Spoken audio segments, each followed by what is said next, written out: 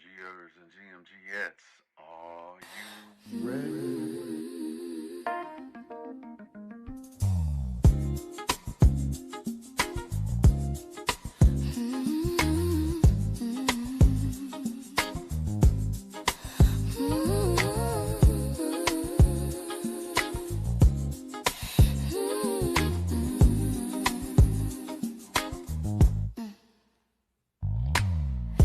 Countdown, 60 seconds to get ready for the Good Morning Gang morning show. It's time to get ready. Get your coffee, tea, trees, or whatever need be.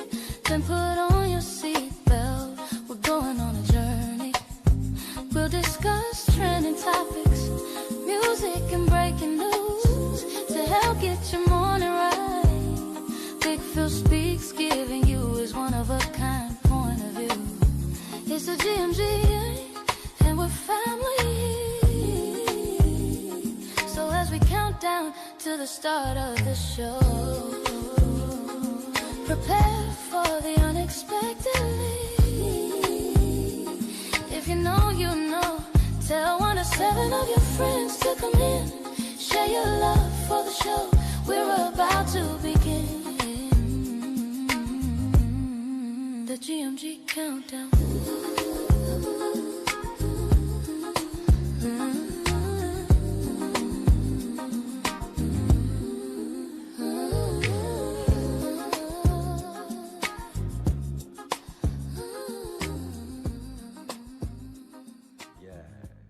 It's time to wake yourself up.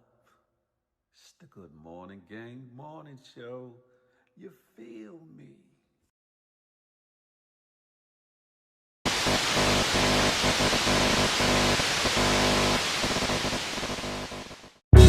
Good morning to you.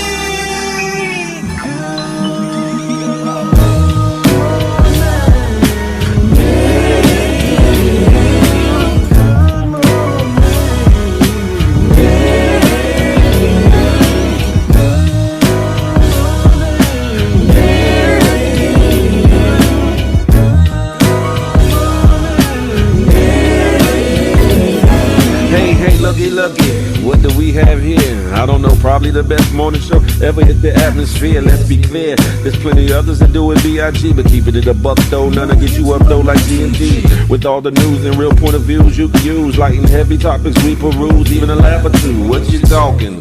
Good morning, gang, be the issue, and take your friends and them, can and all, come on in, tune in. You ain't gonna want them in state, and even the trolls and haters that hate us, we end up being their favorite. Cause from 8 to 10, we get it in, believe that. I mean, from where else could you go when you a part of the show? Definitely GMG, cause when you show love, we show love back. First thing in the morning, we get you through, so after the yawning, wash up and wipe your face, get your snacks, and come on in, get comfy, but most importantly, in all caps,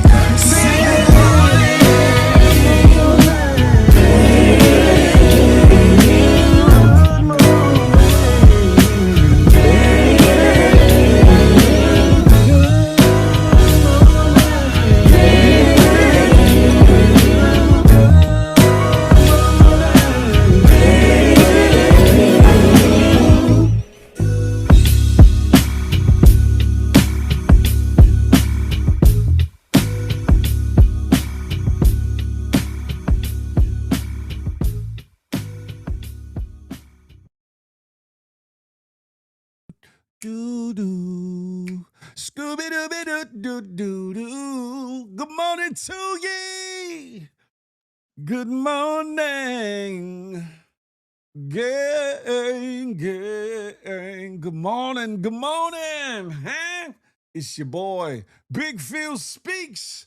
And this is the Good Morning Gang morning show brought to you by myself, and that good GMG, Good Money Gang. Listen, I'm in the building. It's 8 a.m., well, 8:06 now, a.m. Eastern Standard Time. The 1st of April Fool's Day, but there gonna be no fools in this here situation or lituation, Unless you don't like, follow, subscribe, all of the things. And you know, a like is free. So y'all know what it is. Before I begin, and as you come in, hit that thumbs up for your friend. Listen, it's your boy Big Phil Speaks, and this is another episode of the Good Morning Gang Morning Show.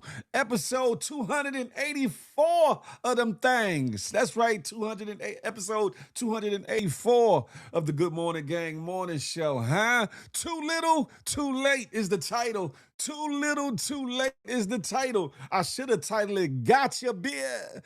Got Your Beard. But I ain't want to offend nobody. But y'all gonna know why I said that a little bit later in the show, or whatever the case may be. But y'all keep that in mind. Got your beard.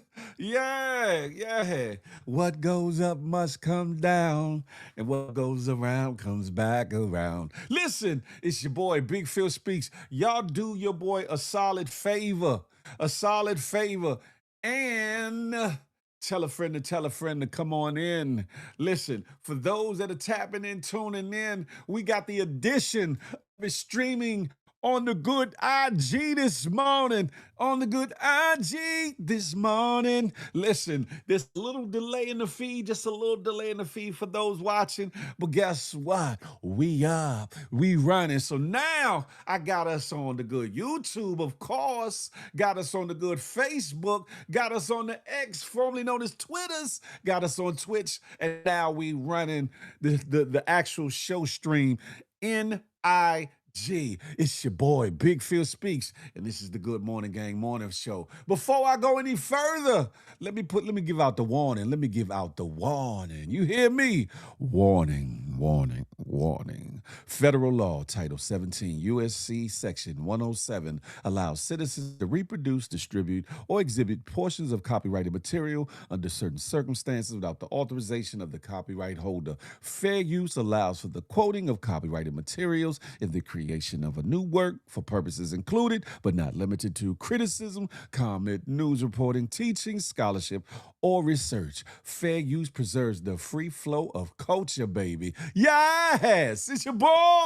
I'm here. Listen, some of y'all like, damn, Phil, I ain't know you had it going on like that. Something light, something slight, something small to a giant. I ain't doing too much, but I'm letting you know. I told y'all in 2026, I'm coming for everything. Every good thing that got my name on it, huh?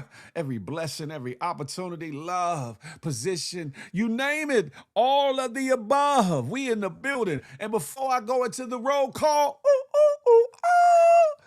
allow me to introduce myself. Matter of fact, allow me to put this band up because there's going to be a lot of discussions going on that need the allegedly's implied. So it's written down there in the comment. And if you don't know, I don't be on here begging and all that. But if you want to support, you can buy me a coffee or $5 right there. Hit that QR, hit the link, or you can hit me with the Zelle, the Apple Pay, or the good PayPal. In the allegedly disclaimer. Yeah, but that being said, we are in the building, huh? Listen, IG, welcome. If y'all want to be a part of the situation, the conversation, you got to come on over to the Good YouTube. Got to come on over to the Good YouTube. And if you don't, something wrong with you. Hold on, matter of fact, you ain't got to hold on. Hold on, y'all. Da-da-da-da, bop, boop, bop, bam. Had to do that there. Listen, who we got in the building? Crack Baby, Trick Baby, she's in the building. Zolan is in the building. Good morning, gang. It's that good GMG. Thank you for loving the morning show song. Yeah, I'm talking about, and the countdown song, which could be the second morning show song, huh? Who doing it like me? Nobody. That's right, nobody, baby. Listen, who else we got in this building? Bab Wilson, good morning, GMG. Who we got? I seen Bash Boy Buddha over on the Good IG. Delicious Tab, Noah's Mommy, her 28, Nikki Taylor, Humphrey Baby. I seen y'all over on the Good IG, huh? Yes, it's something different going on here. It's called elevation. Yes, indeed. As y'all come in, I'll give it to you. The countdown song is nice. Thank you. Thank you, Zola. Thank you. Listen, a brother trying to do a little something just to increase your experience on the Good Morning Gang morning show, because listen, if I stay like I was in 2025, there's no advancement. If I stay like I was in 2024, there really is no advancement. If I stay like I was in 2023 or, prior to that, y'all pray for me. But y'all still pray for me, even in me moving forward. Because guess what? I'm about to have at it. And listen, for those that are on IG, if you want to be part of the bigger conversation, bring that ass on over to the good YouTube, huh? As I move forward. Listen, I ain't gonna hold you up too much. Where do I want to start? Speaking of IG, since we got IG tapped in, I got two things going. Two things are going. Two topics to touch on, or whatever the case may be.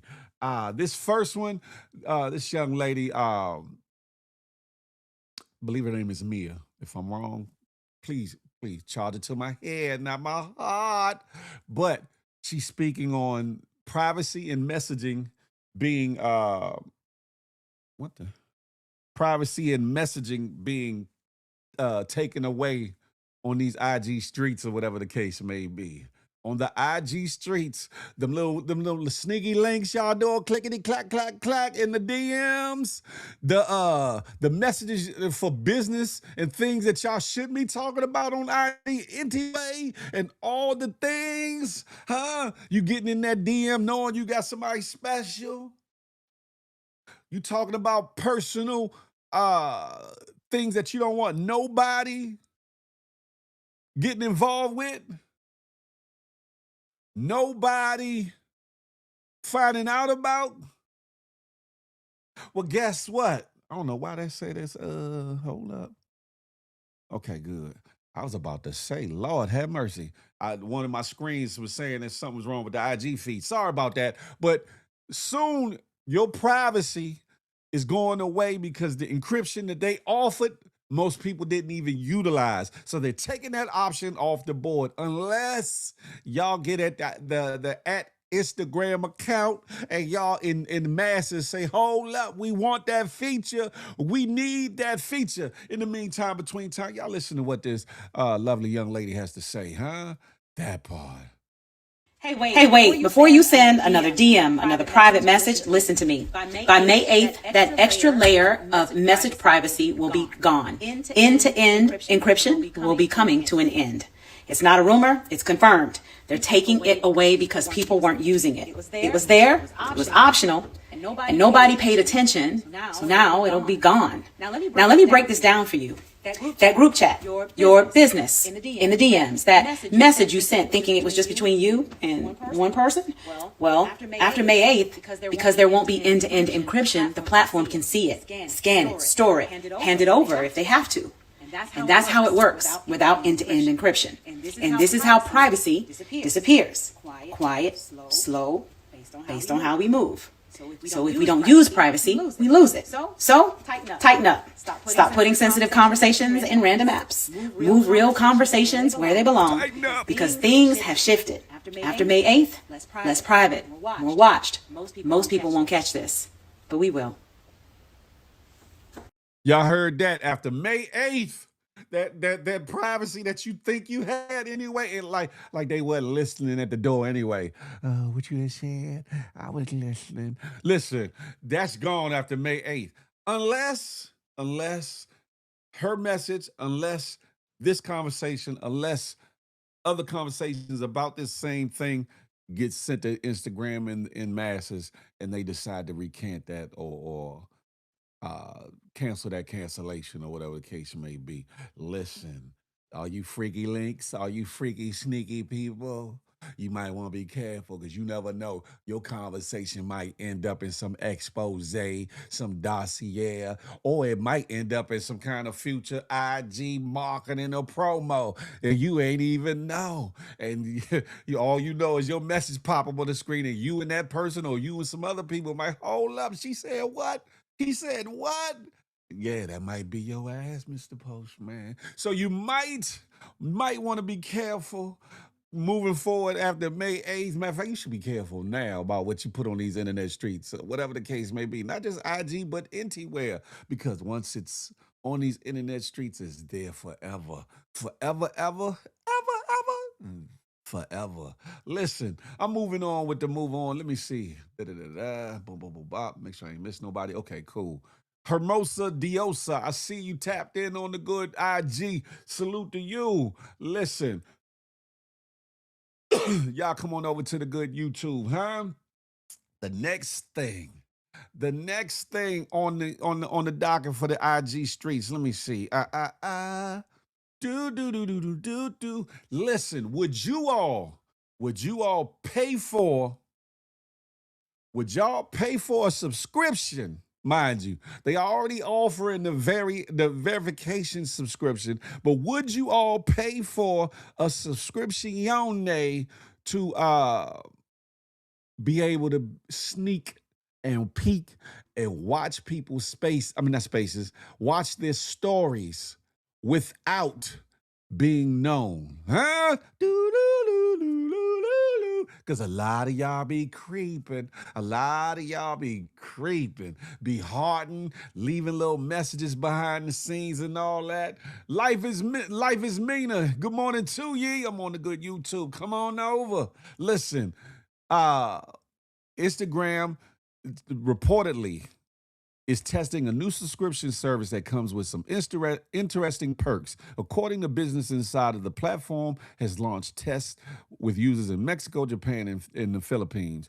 The subscription, which is about $2, gives users the ability to view someone's Instagram story without being noticed, extend story posts for an additional 24 hours, or make other followers lists outside of just your close friends. Man, listen. So it's a little bit more than sneaking around, but you still gonna be able to sneak around a little bit, huh? Would y'all pay the little $2 a month? Would y'all pay the $2 a month to get the ability to be peeking? Y'all already be snooping, but peeking in people's stories where they won't know you in there, huh? Because some of y'all be obsessed. Some of y'all be watching.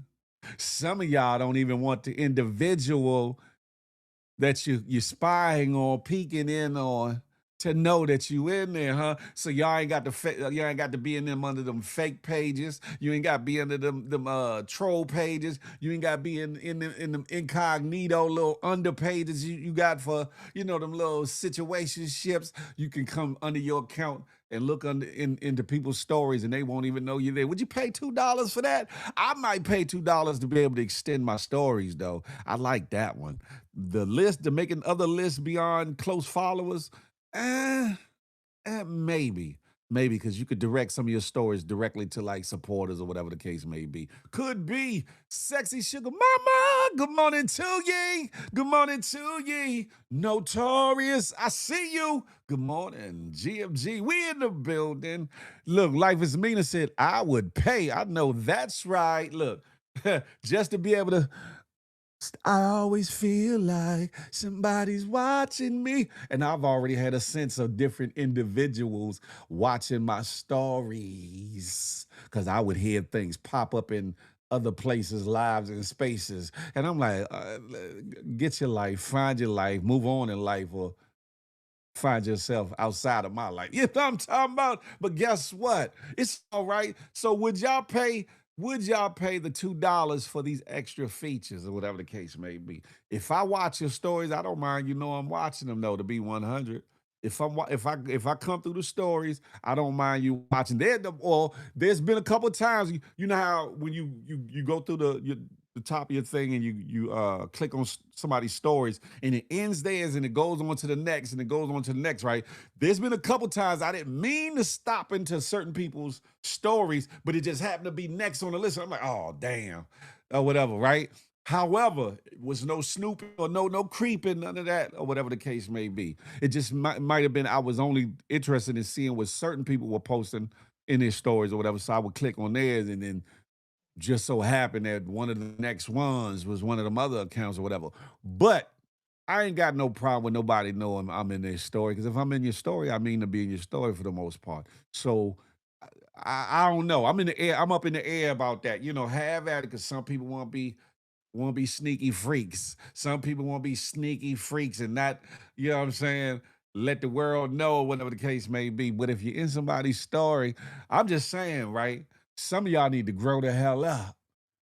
Y'all won't like the open post, the open reel, or whatever the case may be, but you'll get in the story, be heart, leave a comment to go directly to the DM. Y'all know what y'all be trying to do. Y'all be trying to elicit conversation and an introduction and or something else or something more. And I get it, we grown, but we need to grow up. If that's what you're on, that's what you're about, cool. But if you're already in a situation, if you're already married, if you're already taken, then you need to stop faking, huh?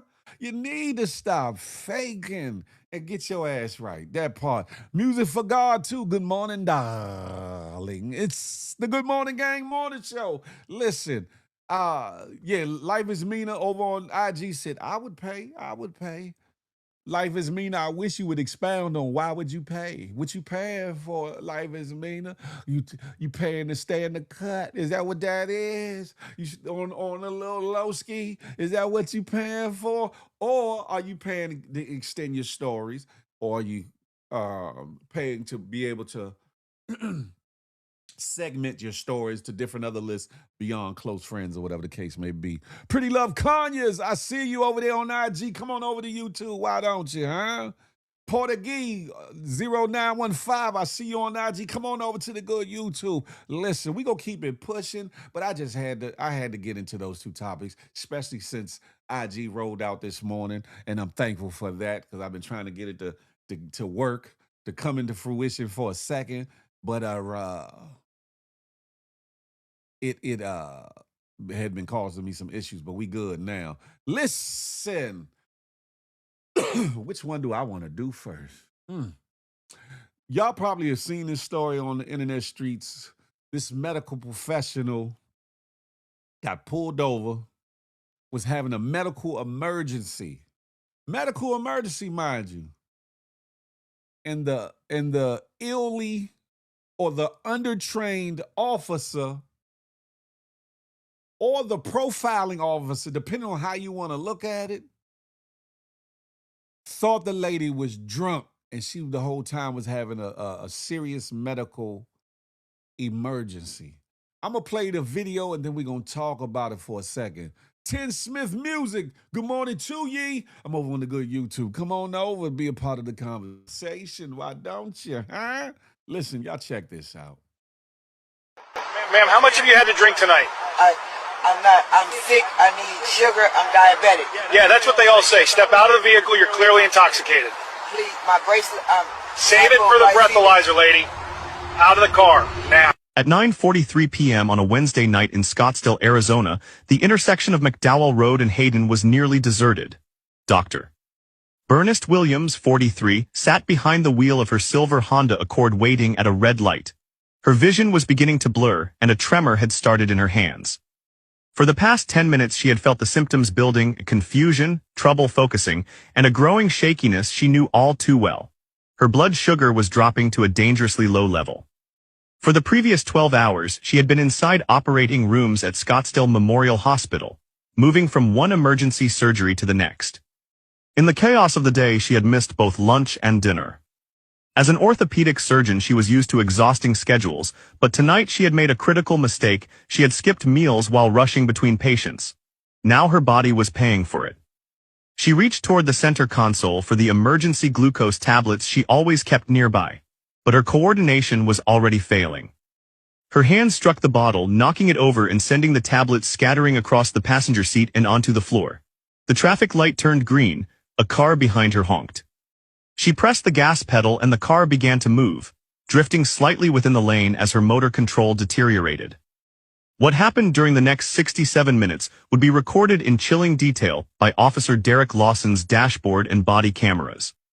The incident would ultimately end a law enforcement career, trigger a statewide investigation into police training procedures, and result in a $14.7 million settlement. It would also reveal how even a respected surgeon with type 1 diabetes, wearing a medical alert bracelet, could be mistaken for something else entirely when assumptions replaced careful judgment. But before that night unfolded, Dr. Ernest Williams was already known as one of Arizona's most respected orthopedic surgeons. At 43, she served as the chief of orthopedic surgery at Scottsdale Memorial Hospital, one of the region's leading medical centers. She specialized in complex reconstructive operations, particularly trauma cases and joint replacements, and her patient outcomes consistently ranked among the top 5% in the nation. Her path to that position had required extraordinary determination. Ernest grew up in South Phoenix, raised by a single father who worked long hours as an auto mechanic.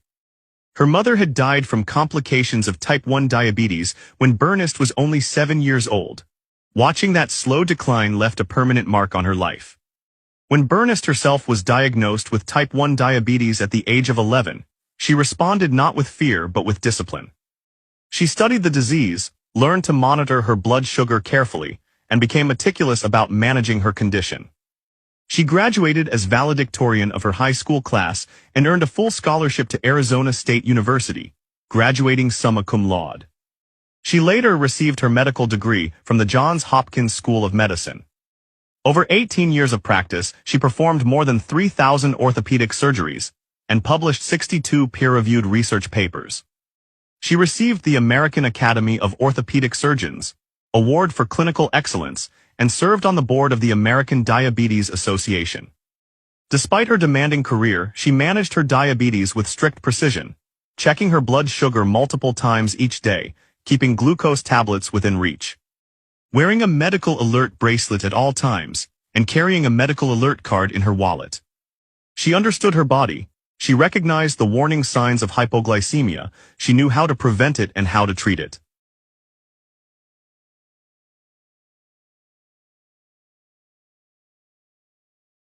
Sorry about that. I was sending the IG out to people. Listen, there's multiple things going on here, right? To me, is a classic case of profiling. One, two, assuming and or convicting somebody in one's mind before they are actually assessed and actually properly diagnosed and or assessing the scene itself or whatever.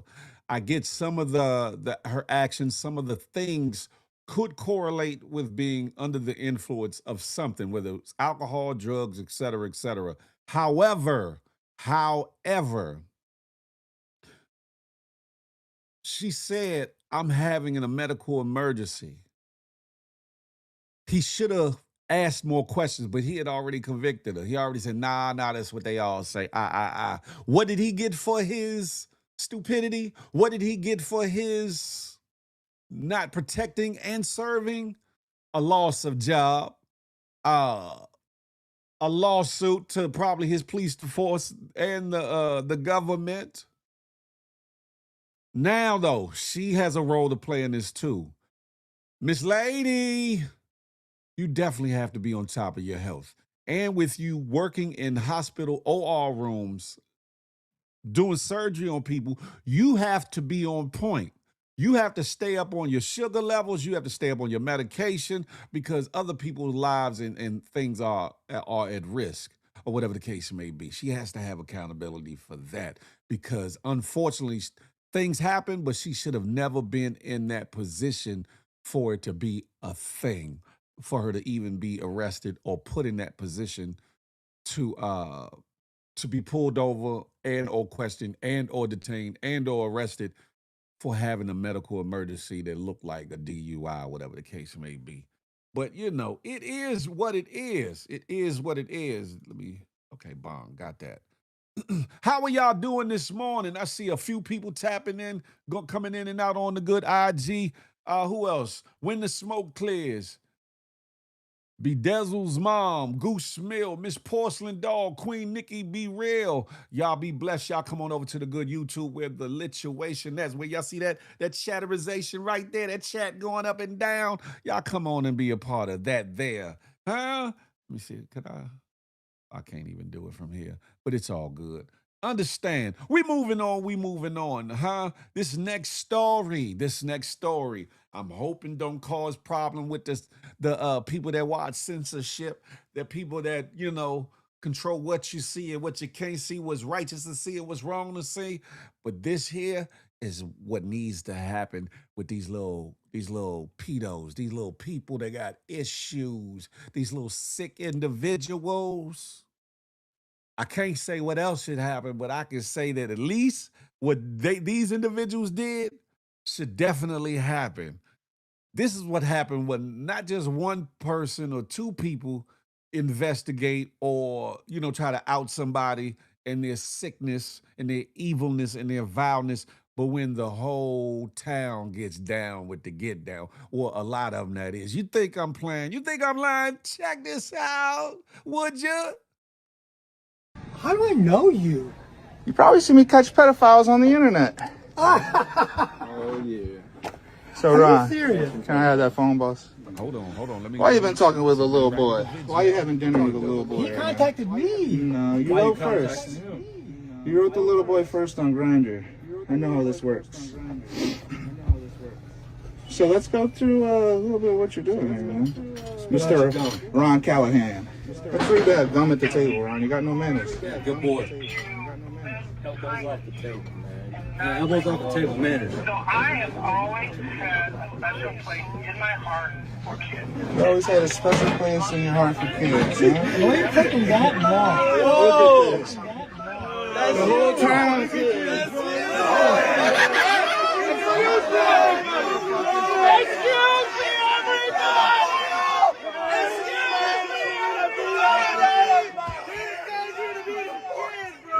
This man's here to be the 14-year-old boy to fall in love. This man's here to be the 14-year-old boy to fall in love. This man right here is a pedophile in your city. This man right here is a pedophile. It's a pedophile. Fremont, Ohio, we like pedophiles.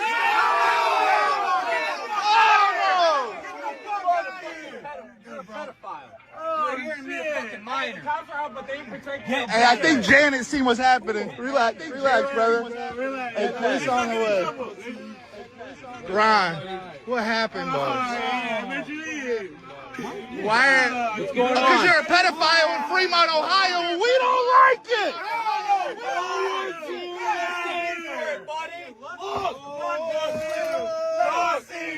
Let them see, buddy. What's going on? You hearing me, a 14-year-old boy? Why? What? Hey, let him talk. This is the talking portion. Why? I don't say anything till you look.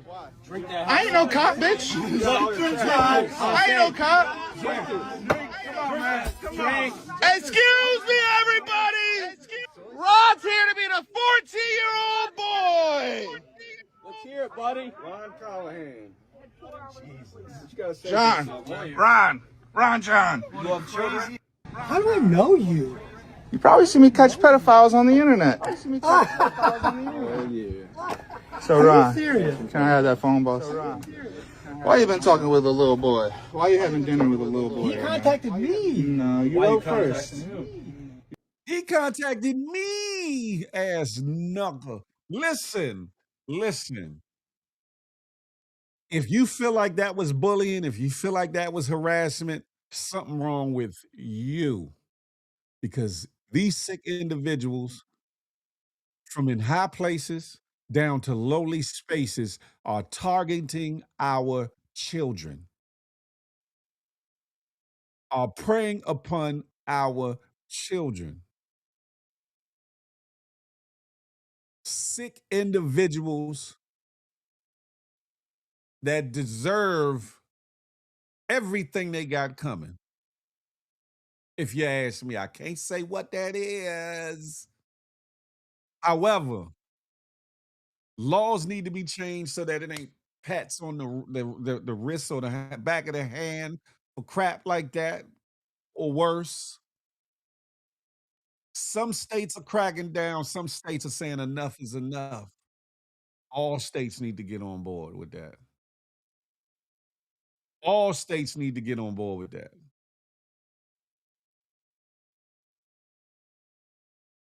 Notorious says it's been happening for decades and it's way too common.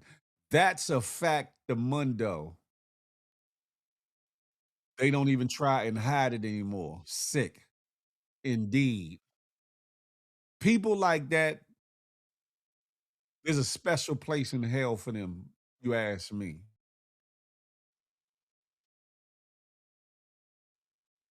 And those that cover up for that, fight to advocate for sickos like that, there's a special place in hell for you. I don't have heaven or hell to put you in, but just know that there's a special place in hell for you.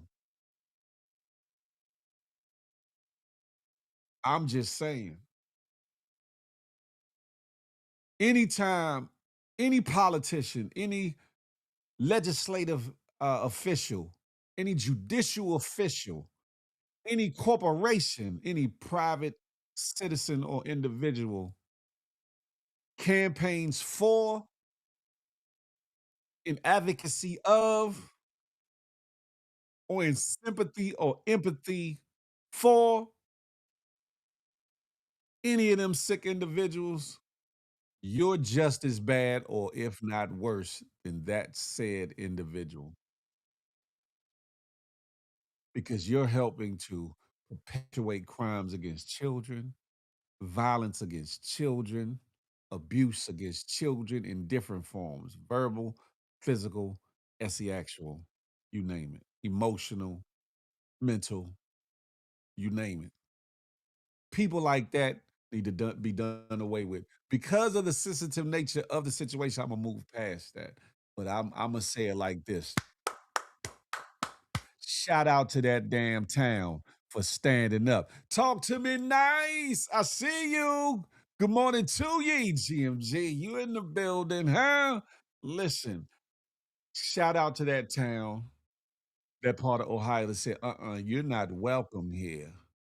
That needs to happen all over the world, especially here in the United States. Should definitely be happening, especially with the uptick of our children coming up missing, et cetera, et cetera. And all the allegations of the Epi files and all the individuals from the top on down allegedly being involved with that situation. Huh? It's time out for that. Enough is enough. But I'm going to move on. I'm going to move on. The reason, nah, yeah. Which one do I want to do first? Yeah, let's get into it. The reason I almost titled this episode Gotcha Beer, Gotcha Beer is because of this next story. Because of this next story. Matter of fact, not Friday, Monday, I spoke on this lady who called ICE on the people working on her home. Her and her man or father, whoever that Bama was, called ICE, not police, called ICE on the Spanish workers that were Latino and Hispanic workers that were working in her house because she had a bill of $10,000 and she was trying to get out of it, trying to act like she was a good citizen, a good patriot. Now, guess what? Her Bama ass done got herself in trouble. She done got arrested, as she should, as she should. Y'all check this video out, and we'll talk about it. That's what her Bama ass get. That man need to be locked up too. Andy Griffith that was out there talking to the man near the end of the video. Yeah, he need to be locked up too. But y'all check this out. Big Phil Speaks, Good Morning Gang Morning Show. How you doing?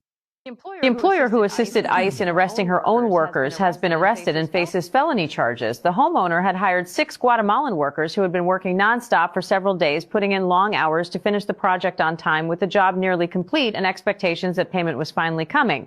But despite the work being almost finished, she still owed them roughly $10,000 in unpaid wages, money they had already earned through days of labor. And then, just before payment was due, she made a decision that shocked everyone involved. Instead of settling the debt, she proactively contacted ICE and coordinated with law enforcement officers on site. What happened next was captured on video and quickly began circulating online.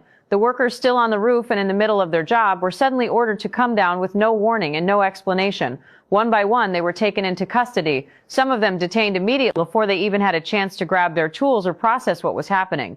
Witnesses at the scene were visibly upset. The situation has now sparked outrage online, with many accusing the homeowner of exploiting vulnerable workers and then using immigration enforcement to avoid paying what she owed.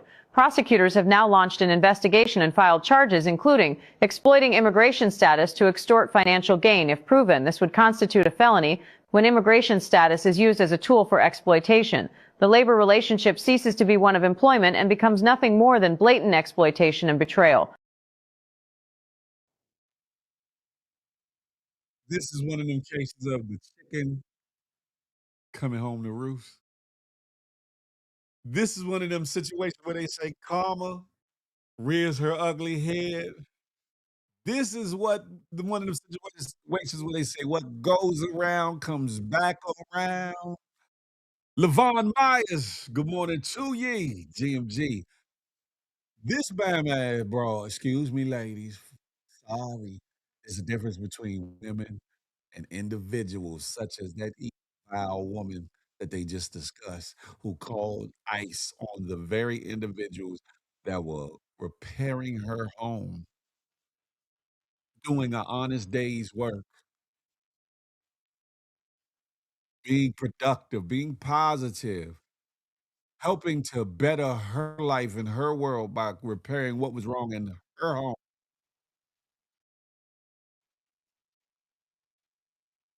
I hope they give her the maximum penalty that they can dole out.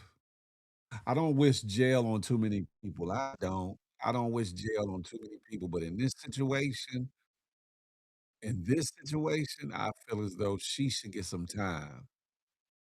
Hard time too. Don't send her to no camp. Don't send her to no little diversion program. Don't send her to send her to a good old school hardcore penitentiary or jail for being that ugly, being that wicked. Yes, that's a fact, Zola. Good for her, huh? Sexy Sugar Mama said, "Good. ICE needs to deport her ass. She's not an indigenous person." That's a fact. That's a fact, Mundo.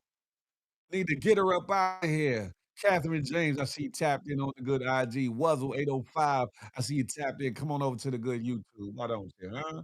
Listen, I think that people like this are a special kind of effed up because one, you knew who was coming to your house. You knew who was working on your house, and you probably was like, "Man, this is my way out from under." 'Cause I think they're still giving a reward per head of the people that people are snitching or turning in for this ice situation. So she probably think, "Oh, not only am I gonna get my house fixed, but 1, 2, 3, 4, 5, 6, 7, 8, 9, 10, 11, 12, Imma get paid." Now she paying for her diabolical ways. Paying for her diabolical ways. She also needs to pay those workers what she owes them. Some of them ain't gonna be able to get paid, sugar mama, because they gonna get deported. They ain't gonna be able to get no money because they gonna be out the way. She knew what she was doing. She knew what she was doing. And the messed up part about the man that was filming, I guess he was legitimate or whatever the case may be because they didn't touch him, but he interviewed either that lady's husband or father, whoever he was, and the man was like, "Yes, they need to leave. They need to get out of here." And the man said, "But they're doing the work that nobody else wants to do. Nobody else wants to do this work on y'all." So he said, "Yeah, I agree. I agree." What kind of foolishness is that? You know other people of other ethnicities don't wanna do the work or the labor, but then you utilize the work and the labor of said individuals, but then report them so they can get locked up and or deported. That makes sense. Bear Gotti, salute. I see you over on the IG. Come on over to the YouTube. Why don't you, huh? Imma move forward. Imma move forward, but that right there, mm, second only to the sick individual that the town confronted. third only to the police officer with that medical professional. That lady's a special kind of.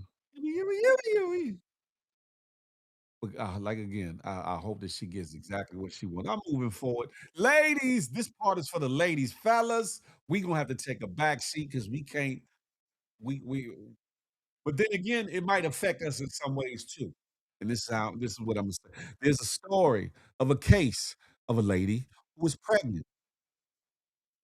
I don't know if the child was in duress at the time, if the baby was breached, or whatever the case may be, but they were trying to tell the lady that she needed to have and or needed to had to have a C-section. There was a case that was filed, emergency case or whatever. A judge, the lady's in the bed at the hospital, and what they said and did may have far-reaching consequences for us all when it comes to the rights that we have to accept, acknowledge, proceed with procedures, or deny them, or deny things happening to us in our bodies when we're in hospitals or medical care, whatever the case may be. Check this video out, and then we'll talk about it. My name is Michael Khalil. I'm a circuit court judge here in Jacksonville, Florida. The state of Florida has filed a petition for declaratory judgment. They're asking for an emergency C-section be granted by the court. I have not had a chance to be able to consult with my own legal representation, and I'm trying to understand how you are taking my rights away as a patient to be able to decide my own care to give me an emergency C-section against my will. Well, let me ask you about that. What about the risk to the child? Anytime you go into childbirth, whether you do a vaginal or a C-section, there's inherent risk to the mother and the baby. I have other children out here in the world that need me. If I die from a C-section, nobody on this call is going to take care of my children. Well, you have a new doctor coming on. I don't know. Yeah, no, they don't have anybody African American that they can give me. Well, let me ask you. I don't know that. Then I don't find that race really has much to do with this, ma'am. It does have much to do with it because historically, Black people do better when they have healthcare providers that look like them. It's nobody Black in here. I'm so tired of this. I'm over this whole situation. Like, y'all are gonna make me have level 3 tracing. How bad y'all stressing me out. Ms. Doyle, that's what's going to be entered. I'm going to circulate this order, this proposed order to the other attorneys. Enter this in today, not requiring anything except for an emergency basis. Thank you so much, Your Honor. Yes, ma'am. I appreciate you spending 2 hours on a Sunday going through my medical history and fighting for my vagina and my baby. She's here for fighting for her vajayjay.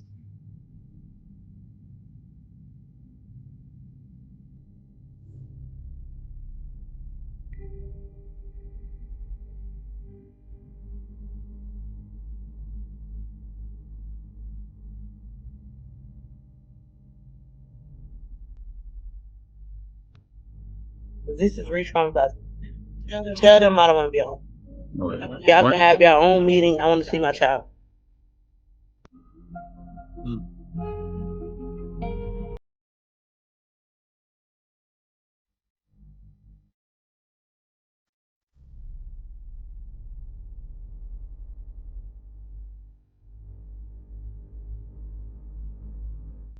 My name is Michael Khalil. I'm a circuit court judge here in Jacksonville, Florida. The state of Florida has filed. Listen, this situation is a rock, a hard place, and a pit bull, and somebody in the middle. Why do I say that? Because again, your freedoms and liberties are at stake. One, I see what the judge see his point of view. There's another life involved, or whatever the case may be, being the baby. I see her point of it all. What if I die? Because y'all saw that said she had 3 prior C-sections and one was a hemorrhaging. As somebody who's seen the hemorrhaging aspect happen due to medical negligence with my ex, and her almost passing, almost bleeding out while having emergency C-section. I mean, not well, yeah, emergency C-section.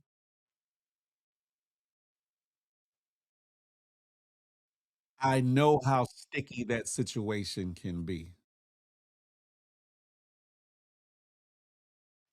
Do we still own the rights they say that we have? Do we still have the rights to say yay or nay when it comes to the medical treatment that we will receive or won't receive? Do we have the rights to say, "I don't want that," or "I'll take that," or "Yes, you can," or "No, you can't"? Do we have that right still? Does the courts, do the hospitals, do law enforcement have the power to supersede that?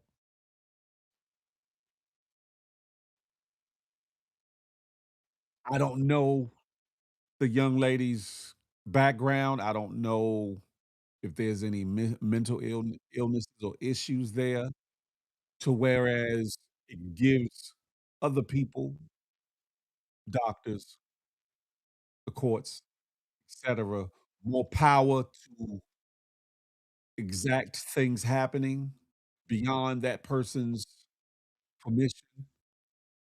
I don't know if there's any issues there. Some would say, "What about the baby? What about the baby?" Which is a good question. Which is a good question.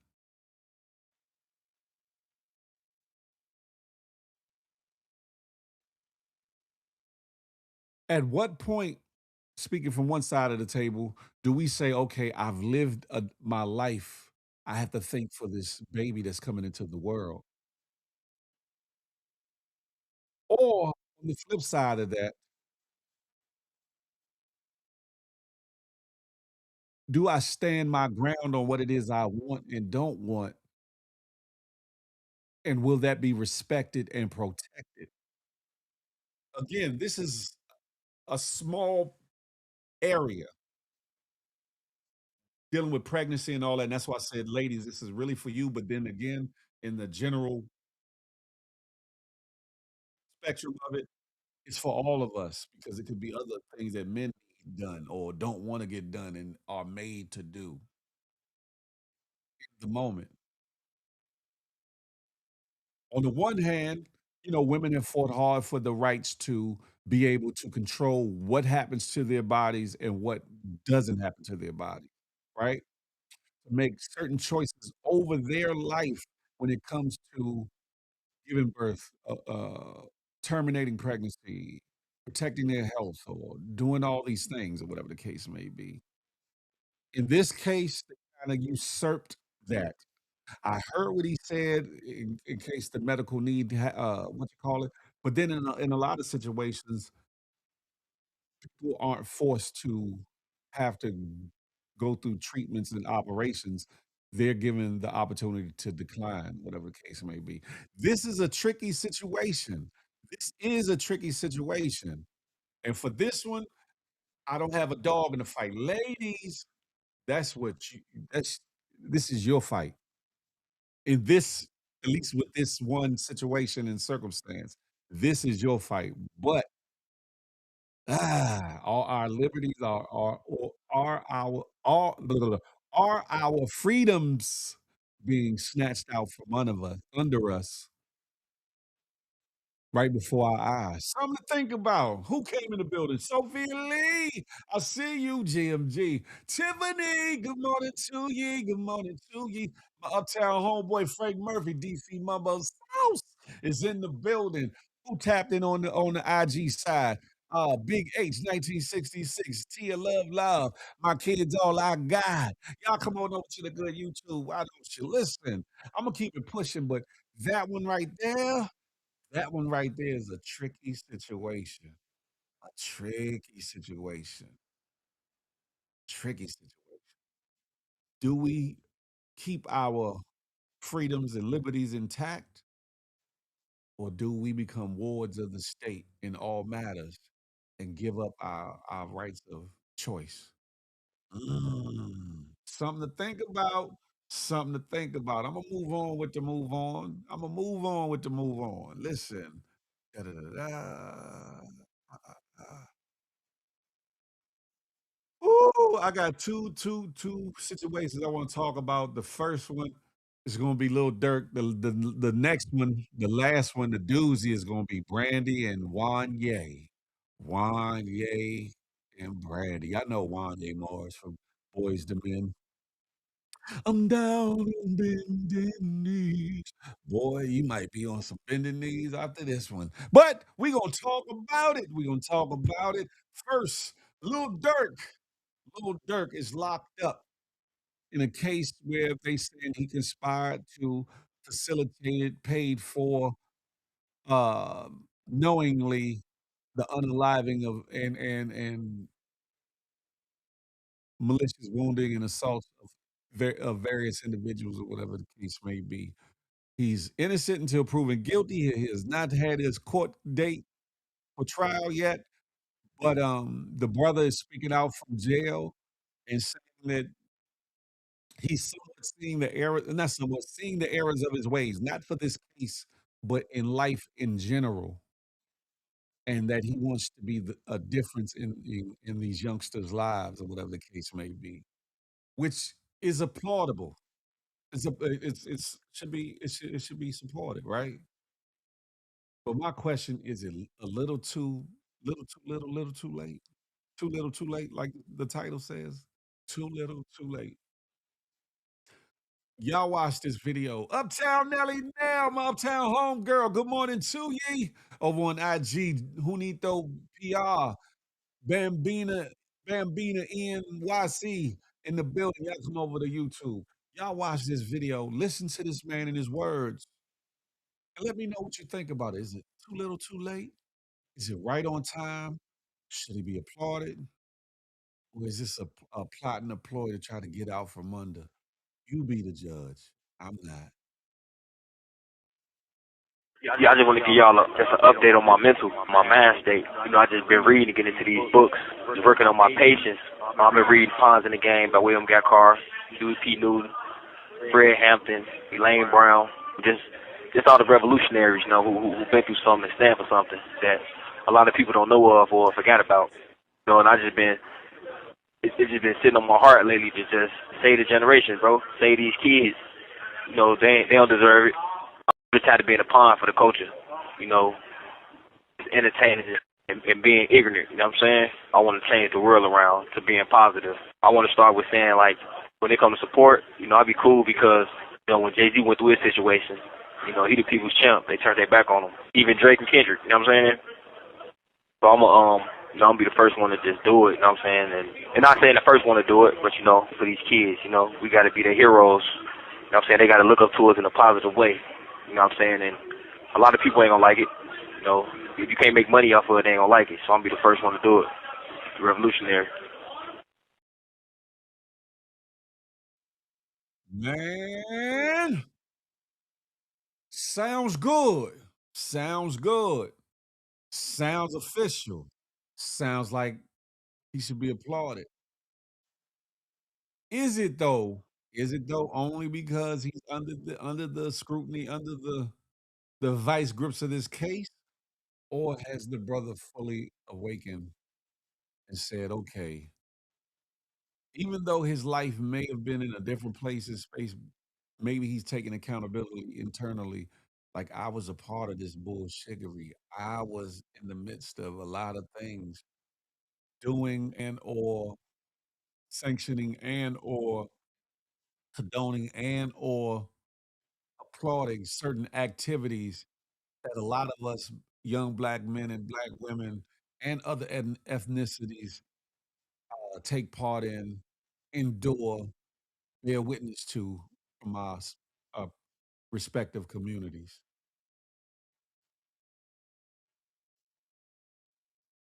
I think change is good. I think change is good. And sometimes when you're put in a situation where you have no other choices, You start to reflect. You start to take accountability. You start to no take inventory of your life and the choices that you make and have made and the impact that you can have on other individuals, especially when there's celebrity involved or notoriety involved. Peep scheme, wagwan, brethren. Good morning to ye. Hard head make a soft ass. Waited till he got in trouble to realize. Mm. Lady D Jones, welcome to the home. Miss GMG. She said, free him. I can dig that. Team 4T, come on over to good YouTube. For those that are wondering who I'm speaking about, y'all don't see them commenting over here in the comment section, the chat section. IG is up and running, ladies and gentlemen. So this whole experience that y'all are getting here, you get on IG as well. And I've added that to the pot along with, of course, YouTube, Facebook, Twitch, and X, formerly known as Twitters. Goal is to upgrade things, expand things, huh? Elevation, evolution, all of that rolled into one. Welcome aboard, IG. Listen, but if you want to be a part of the situation conversation, you got to come on over here to YouTube, huh? To get your clickety clack on, huh? Yes, indeed. But I want to say I applaud Lil Durk for his stance. I hope that it's something that he's wholeheartedly true and sincere about. I have no governance over this man. I'm not his God. I'm not his judge. I'm not his jury, nor am I his executioner, or none of those things. But I truly hope that he's sincere in that because he does have a powerful voice that the youth have gravitated towards. And him taking that stand could be instrumental in helping to heal problems amongst our youth across the country, but most importantly in Chicago.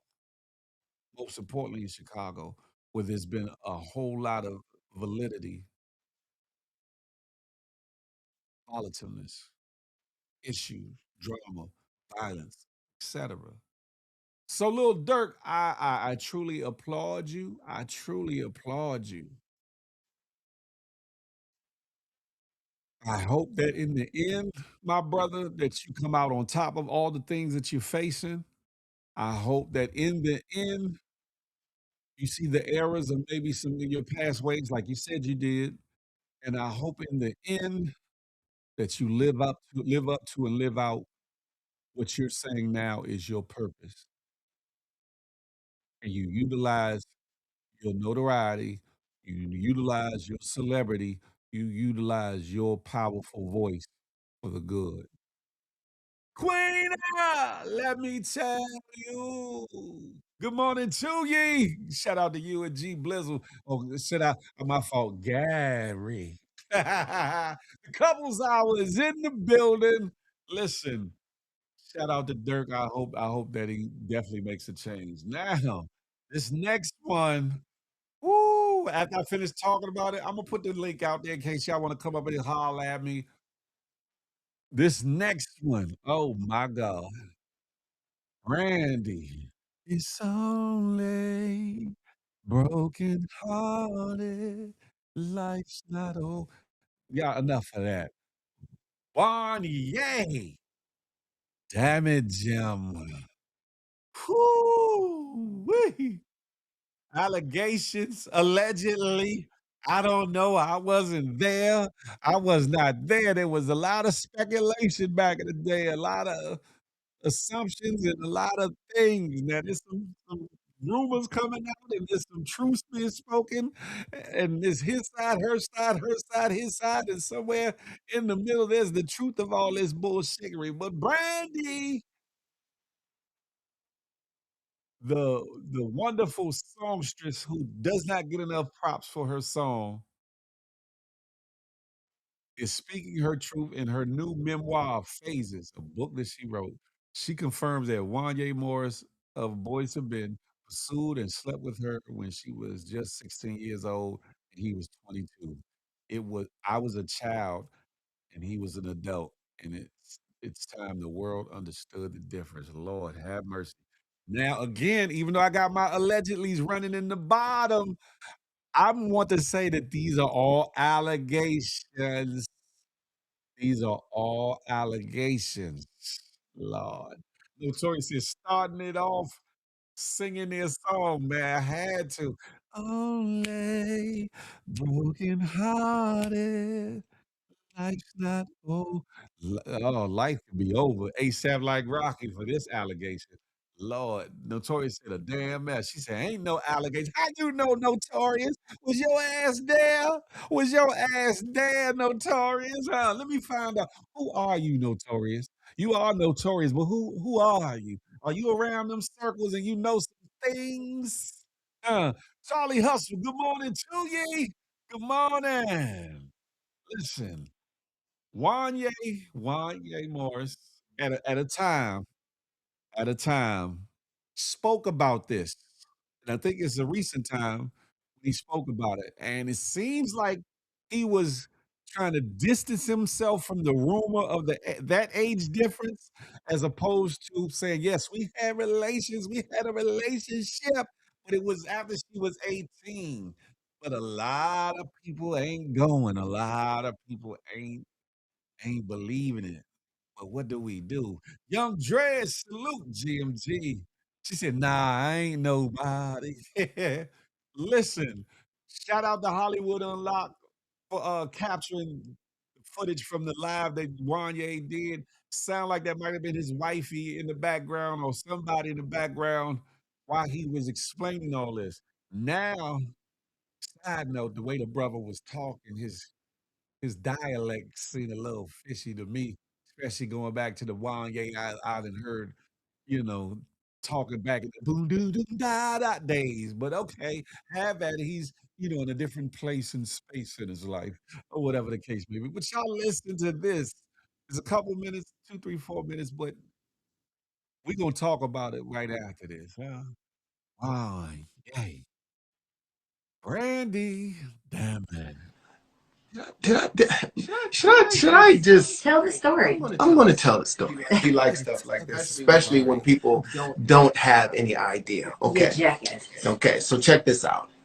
Brandy and I were friends in the beginning. Her mother and reached out to me, as well as my manager reached out to Brandy, because Brandy was a big fan of mine. And I was like, wow, that's amazing, because this young lady was pretty cool. Now I was young at the time. I wasn't 30 nothing. You know what I'm saying? So don't get it twisted. Hold on one second. Can we keep it down? Because I can't hear. All right. So what happened is we actually, she became kind of like my little protege. You know what I mean? I'm actually the one that introduced her to Vita Spears and Ralph Fuqua. They came to us to actually do a TV show on the UPN network. And I said, well, Brandy's down the hallway, and, she's basically, she was on the Thea show. Okay, cool. Introduced her to that. The show came to fruition. My mom and I wrote the theme song to the Brandy show. So Brandy and I were really, really close. Once she turned of age, we had been hanging around each other so much.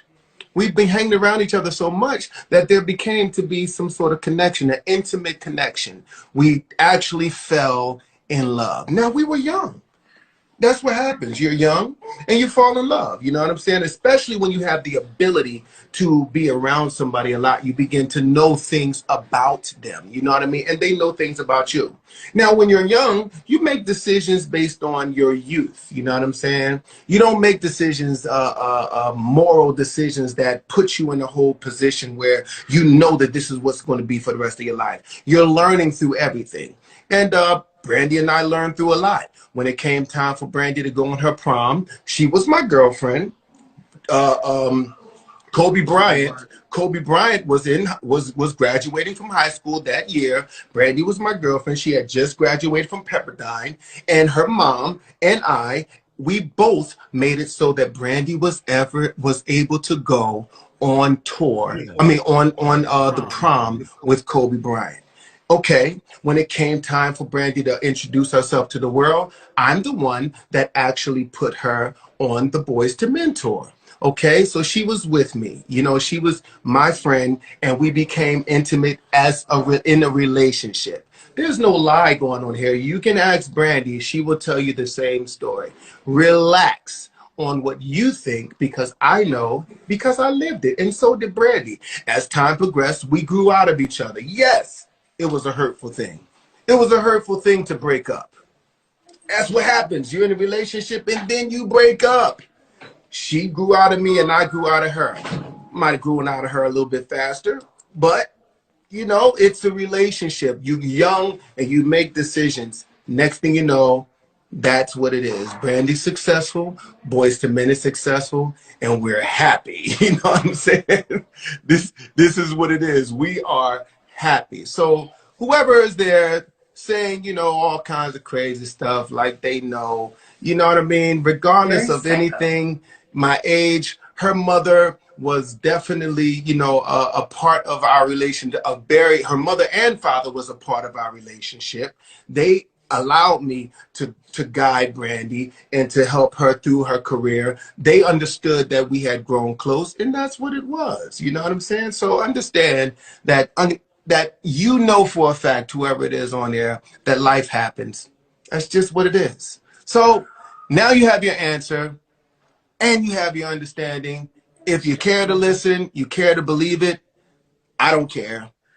I know the truth, and everybody else does too. All right, so now let's move on to the next contestant. Yay! That was awesome, right? Yay! Now, Jay, thank you. Now, sometimes you just got to put it out there so that. Should I just tell the story? I'm going to tell the story. He likes stuff like this, especially when people don't have any idea. Hold up, Wanye. Hold up, Slim. Hold up. That nigga, hey, yay. Hold up, Wanye. I heard something. I heard something, brother, that ain't quite adding up to your time line of age. Y'all can correct me if I'm wrong, and I'm still not trying to be a judge. Tacky Rig was good. Did he not say that he facilitated Kobe Bryant of being her prom date, right? Kobe Bryant, who was graduating from high school, he graduated young, didn't he? And he gave to the NBA right out of high school, right? Now, mind you, top of the top, most people, prom could have been senior prom, it could have been junior prom, she could have been going to the prom at 10th grade, 11th grade, or the 12th grade, right? However, he did say she was my girl. Did he not? Did he say that they was together? If I'm bugging, y'all let me know. I can't say allegedly because he said it out his own mouth. Peasy, what's goody like the mob? Did he or did he not say that he was her girlfriend and he okayed it for the look or whatever the reason intent was for her to go to the prom with Kobe Bryant? I'm just saying. I thought, hey Nelly, I thought he said that. Yeah, Bugatti. Good morning to you. Yeah, Brandy. Yeah. So hold up, Slim. If you're saying after she turned 18, that's when y'all decided to venture off into this world of you been around me, I've been around you, girl. You grown now. What's up, her? From your own lips. Why? Yay. You said you was her man then. He not the only one, the list goes on. That's a fact. Yeah, he was a dub deuce. He couldn't go because of that reason. He was a bingo, bingo. Like I'm hold on, I'm gonna find that part real quick and play that because y'all not gonna have me out here like I'm bugging. And I didn't hear that before while I was listening to it before. Let me see. Somewhere about here. Let me see. We gonna work this out together. Should I just Tell the story. connection? You should have We shut the hell actually up. That's what you fell should have in did. love. Now we were young. She was That's what 14 when happens. You're me and young we and you and fall in actually love. You know what I'm saying? Especially when you oh, have the hold on. ability to be around some relationship. There's no lie going on here. You can act out of each other. Yes, it was a hurtful thing. Brandy's successful, Boys to Men is successful, all kinds of crazy stuff. Like they allowed me to guide Brandy and to help her through her career. They understood to guide Brandy relationship. They allowed me to guide Brandy, a part of our relation of Barry, her mother and father. Let me just play it from This is what it is. We let me just are play it from this song. happy. So whoever is there saying, all kinds of crazy stuff like they know, you know what I mean? Regardless of anything, my age, her mother was definitely, a part of our relation of Barry. Her mother and father was a part of our relationship. They allow the same story. Relax on what you think because I know because I lived it. And so did Brandy. As time progressed, we grew out of each other on the Boys to Mentor. Okay, so she was with me. She was my friend, and we became intimate in a relation. She was with me. She was my friend, and we became intimate in a relationship. There's no lie going on here. You can ask Brandy; she will tell you the same story. Relax on what you think because I know because I lived it, and so did Brandy. As time progressed, we grew out of each other. Yes, it was a hurtful thing. It was a hurtful thing to break up. That's what happens. You're in a relationship and then you break up. She grew out of me and I grew out of her. Might have grown out of her a little bit faster, but it's a relationship. You're young and you make decisions. Next thing you know, that's what it is. Brandy's successful, Boys to Men is successful, and we're happy. You know what I'm saying? This is what it is. We are happy. So whoever is there saying, all kinds of crazy stuff like they know, you know what I mean? Regardless of anything, my age, her mother was definitely, a part of our relation of Barry. Her mother and father was a part of our relationship. They allowed me to guide Brandy and to help her through her career. They understood that we had grown close, and that's what it was. You know what I'm saying? So understand that that for a fact, whoever it is on there, that life happens. That's just what it is. So now you have your answer and you have your understanding. If you care to listen, you care to believe it, I don't care.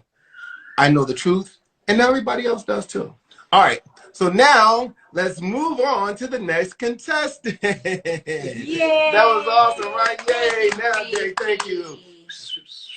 Now, sometimes you just got to put it out there so that.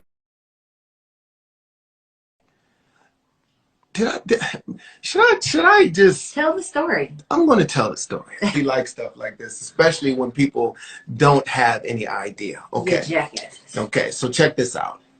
Brandy and I were friends in the beginning. Her mother and reached out to me as well as my manager reached out to Brandy because Brandy was a big fan of mine.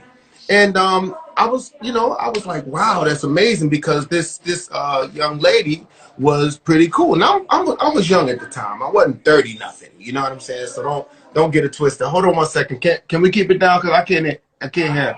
All right.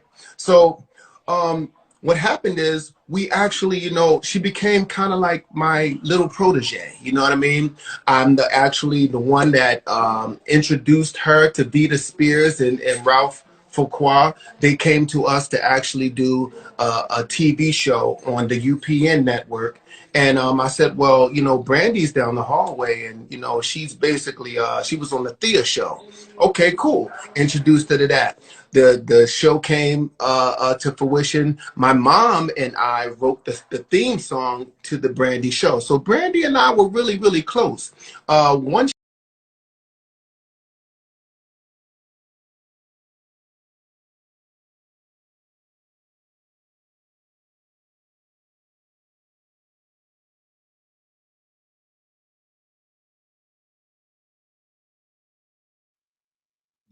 Testing 1, 2, testing 1, 2. Can you hear me, ladies and gentlemen? This is some bullshittery.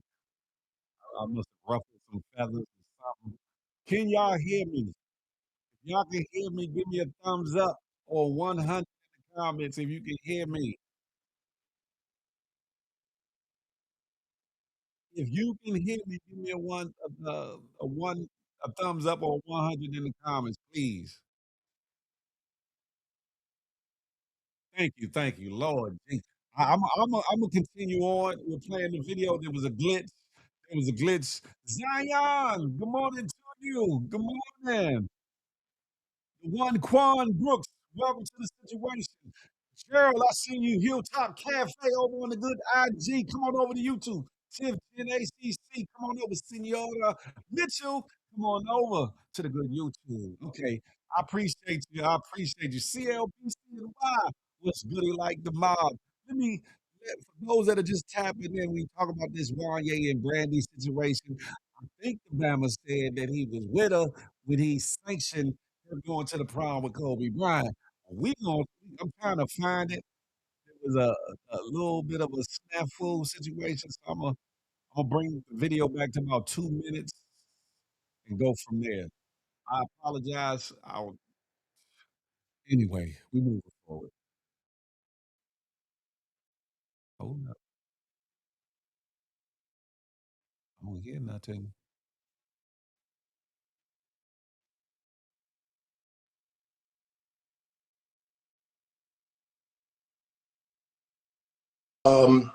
Kobe Bryant was graduating from high school that year. Brandy was my girlfriend. She had just graduated from Pepperdine, and her mom and we both made it so that Brandy was able to go on tour. I mean, on the prom with Kobe Bryant. Okay, when it came time for Brandy to introduce herself. Hold on. He said that Brandy was his girl, Kobe was graduating. So is he saying going to Brandy's prom or Kobe's prom? I know it was a glitch. A glitch, yeah. I apologize about that. So hold on. Let's do some Googles real quick. Let's do some Googles real quick. Find out what prom did Brandy? Because I don't want to put no accusations out there, but it sounded a little fishy. When did Kobe and Brandy go to the prom? Zion, thank you so much.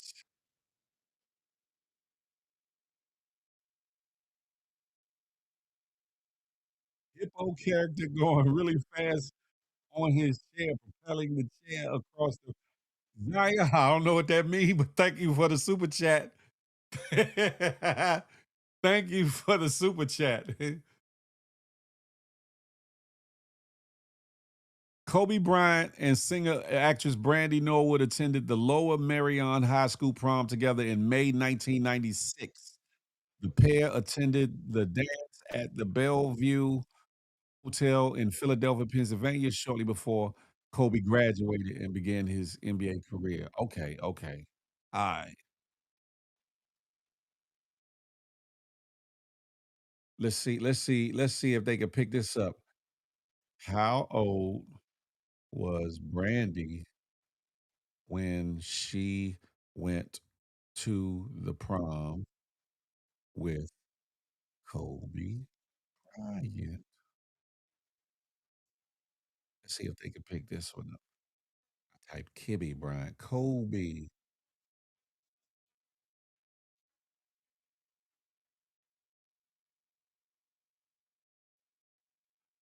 Oh, I just got it. Thank you, Neil. I just got it.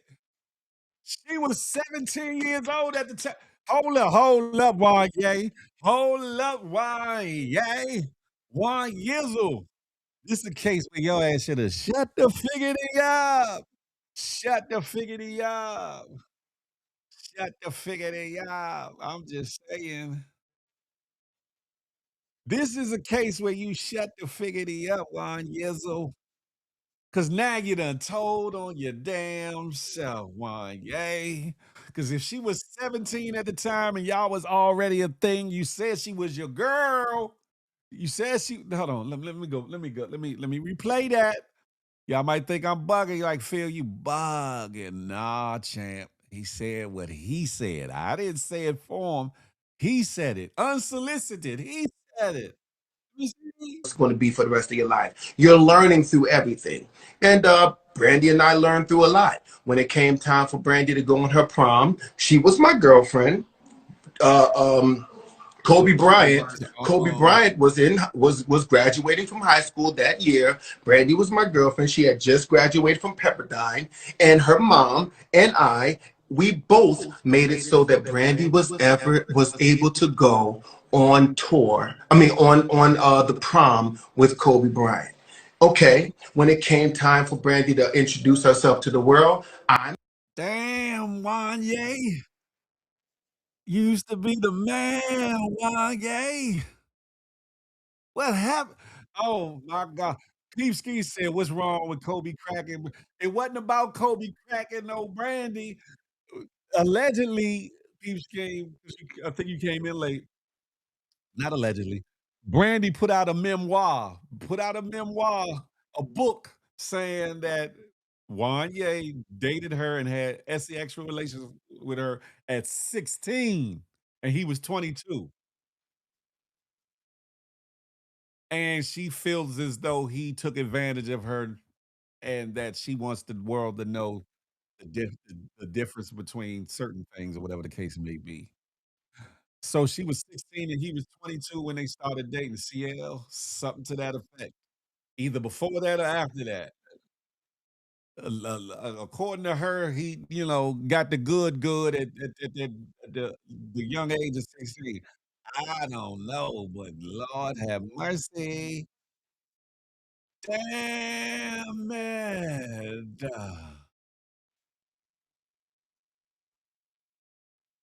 Look, IG probably said enough. That glitch just happened right when I'm talking about this. I don't know how that could have happened.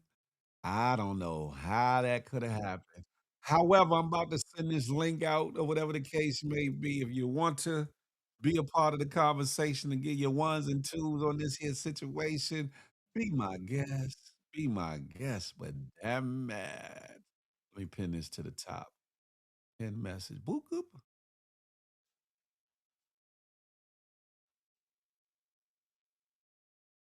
So someone is still press that Kobe went to the prom with Brandon and he didn't. No, no, no, no, no. Jola, you got to go back and listen to the video. He's basically was given a timeline as to their friendship, and he's trying to say that their friendship was just a friendship until she became 18, and then they explored more. Brandy put out a book and said, "Nah, we were dating and even had sex when I was 16 and you was 22. Big difference." And him out of his own mouth, Jola said, and welcome by the way to the situation. Out of his own mouth said, "I was her man. I'm the one that sanctioned or okay with her along with her parents with her to go to prom with Kobe." And I thought I was hearing things, so I went back to listen to it, and I said, "Hold up, okay, was it her prom or his prom? Because that could be the difference between age or whatever." And then I Googled how old she was when she went to prom with Kobe. She was 17, which lends credence to her version of how things went down. Ah, it was only broken hearted. Damn, life's not over. Things to get damn musclehead YA. Damn Slim. Damn it. I was holding out hope for you, champ. I was holding out hope for you. I don't know what the hell is going on. Y'all come on over. If y'all can still hear me on IG, there was a glitch. Y'all can still hear me. Come on over to the good YouTube where the situation is at. Charlie Hustle said, I believe Brandy. It was a bunch of high school hunters back in them days. Ninjas used to piss me off trying to take our shorties. That's a fact of mundo. Now, that's a sad reality of a lot of cities, states, inner cities, etc. That older dudes used to sit around the high schools and pick them up a shorty. Some was putting them into life, and some was trying to come up, off of them, whatever the case may be, right? A very sad situation. Me, on the other hand, I was in high school down Howard trying to, trying to boss up, trying to find me a little college something or another. You know what I'm talking about? You'd have thought I was, you'd have thought I was a bison. Pause, no diddy. You'd have thought that I was going to Howard. I was down that thing so daggone much. You hear me? Those were the days. But anywho, damn it. Wanye. If anybody wants to give it 1 and 2 cents, the link is up there. But I can't believe that one. And he first 48'd his ass. Uh, he first 48'd himself. AB, is that you? AB Butler, is that you? Salute if that is. He was an adult and she was a teen, and he's proud of that.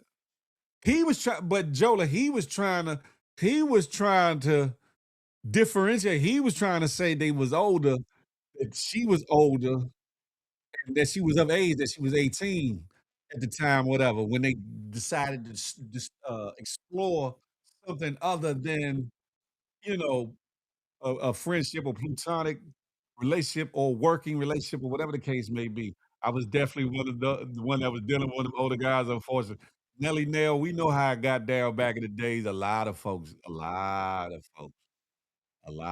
did. Randy was out there back in the day, so he was just one of many. But does that make it okay, Zola? Does that make it okay though? Especially from his own mouth, he telling one story to look a certain way or whatever the case may be. But I get why.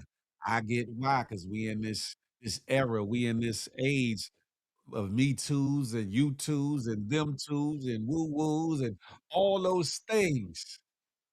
We are definitely in that time, in that era where people are one being outed, two being exposed, three being judged, four being exiled or shunned or whatever the case may be, and or criminal and or civil actions are being taken in old situations. Now, in this situation, with Brandy's book, is it too little, too late?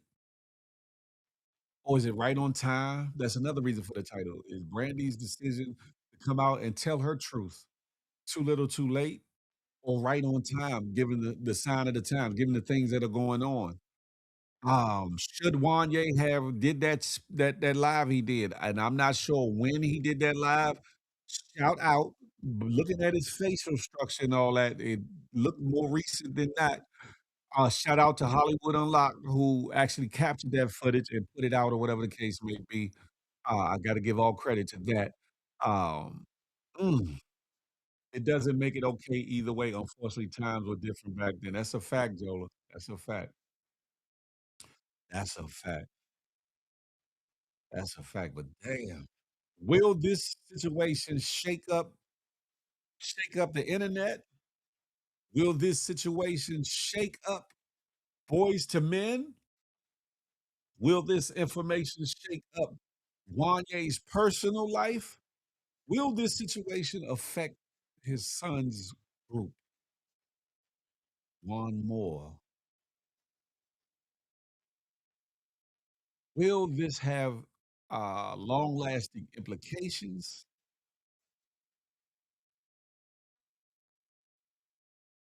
Is Brandy being vindicated from her memoir along with the crap he just said on that interview? Is she gaining a voice that she might not have had or might not have been okay to have back then? Now? Mm. Nope, they all knew.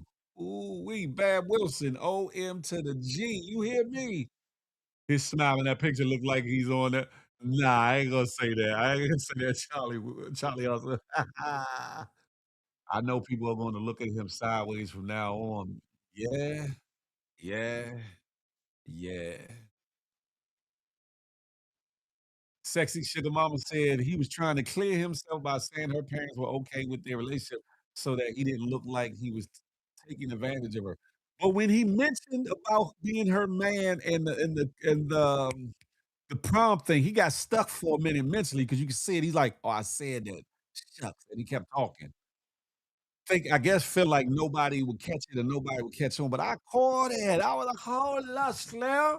Hey, bro, yeah, let me holler at you, Slim. What you mean? You sanctioned that, and that was your girl, and she was 17, Slim. Huh? Now, now, now. Monique Ruffin, she said, I remember this mess. I don't like how he talks about it like nothing is wrong. Man. Cousin Mimi, DeQuez Parker, Honey Charms. If y'all are over on the good YouTube, I mean IG still, come on over to the good YouTube. I don't know if you can actually see this anymore. Hopefully you can hear me over there on come on over to IG. There was a glitch earlier that it caused some issues. Oprah tried to call them out and they both lied. Mm. Ooh.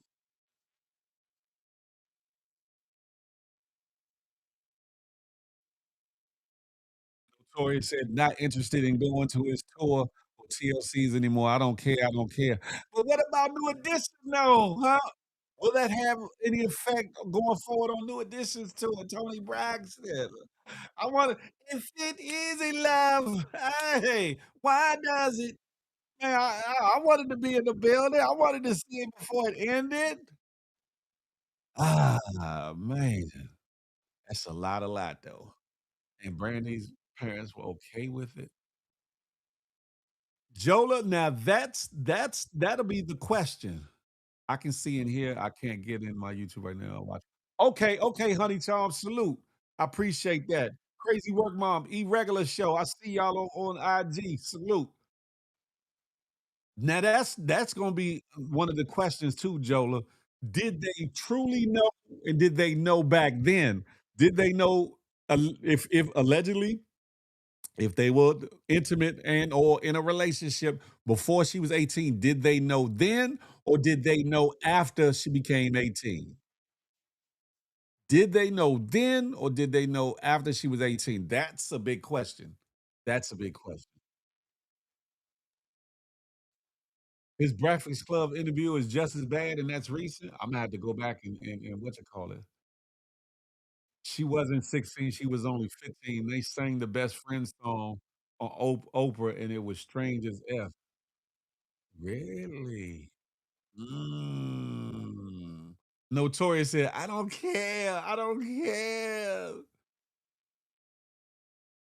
Well, go to the concert, Notorious, and just walk out on their part, huh? Get your "If It Isn't Love," "Home Again," "Count Me Out." Get all that in, "Candy Girl," get all that in. When Bobby get to singing, you know what I'm saying? When Tony Braxton get the baritone singing, go ahead and stay right there and get up and protest while they go. Yeah, I don't know. I don't know. Good morning to ye. Did they bring that up in the interview? I'm not sure. Mm. Yep, one of his group members was like, "Yep, she was young." Oh my God. Ah. It can affect if they got sponsorships. It can affect if they got sponsorship, I'll tell you that much. Good morning, crazy work, mom.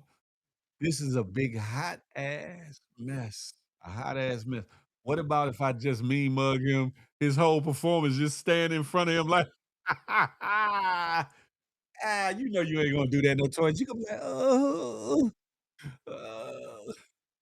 So now it makes you wonder who the hell he was down on bending knees with. Pause. No, did he? Fun. Yay. Damn it. Tammy Terrell's mom, Shirley Temple's mom, Elizabeth Taylor's moms, everyone's mom knew next. Now, yeah, They say that Tammy Terrell was underage. Yeah. Oh, Lord have mercy. I would say, can we all just get along? But some of us don't need to get along like that. I'm just saying. Now, let me ask you a question. Let me ask y'all a question. Look, Notorious said, "'Cause I love Tony." Let me ask y'all a question. Would y'all look at it differently if she was 16 and he was 18?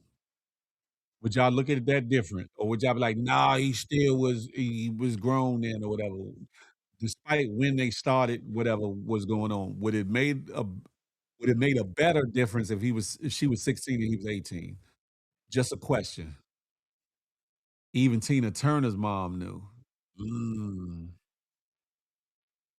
I think way back in them days, things were looked at a little different too, Monique. I think, I think when back in especially Tina Turner's early days, I think a lot of things are looked at differently, unfortunately. I don't know. Would y'all look at it differently or feel a different way about it if she was 16 and he was 18? Inquiring minds would like to know, huh?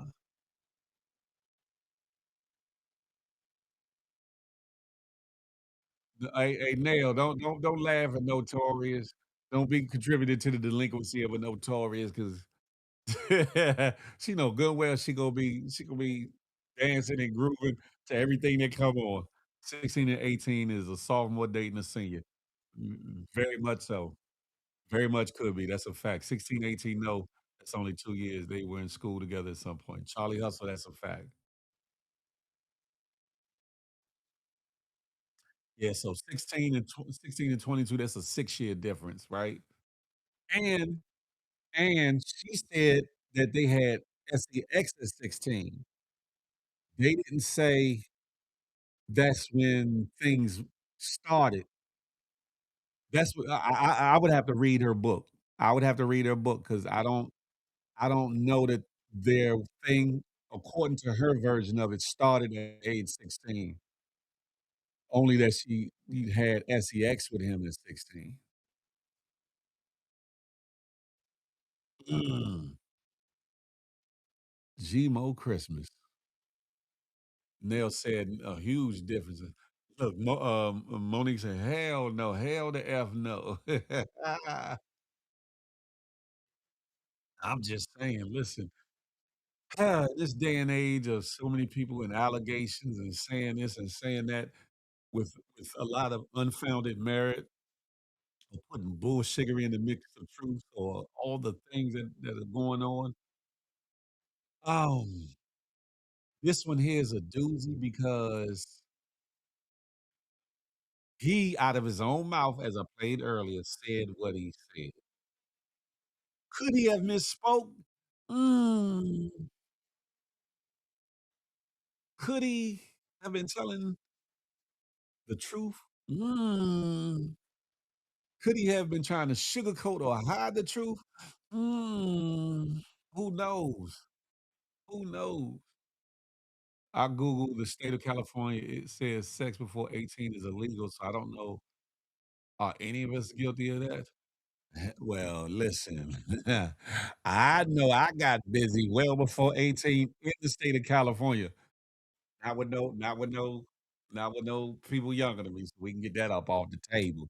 But yeah. So then if that's the general thing, then I'm guilty as charged. I didn't have, you know what I'm saying, a little something, something. But anywho, I don't want to make light of this situation. Who said Adina Howard?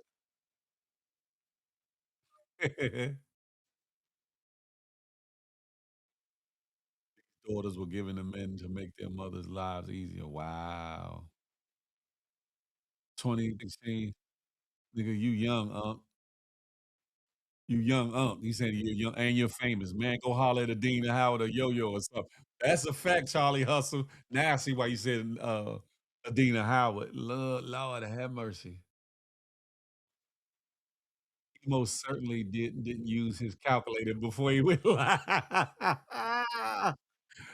Damn it. I know as people catch on to, and that's probably why Jason Lee and them over in Hollywood Unlocked put that footage out there because a lot of people probably listen to that footage and didn't even think nothing of it too much. But if you really listen, you be like, "Hold up, Slim, hold up, hold up, hold up." 'Cause you first was saying she was 18 and you was yeah, yeah, yeah, but then you said I was her man and I okayed it or sanctioned it or whatever the exact words was, along with her parents for her to go to the prom with Kobe Bryant, who was graduating, and they were both 17 at the time. Mm, ah,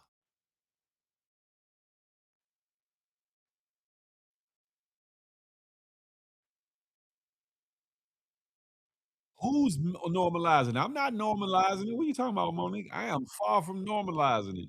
What I'm saying is this is a tricky situation, and it's a all too familiar situation for a lot of people, either by way of their own experiences, men and women, or them knowing somebody, male or female, who has done either or, been the younger person in the conversation or been the older person in the conversation. This is for dialogue's sake or whatever.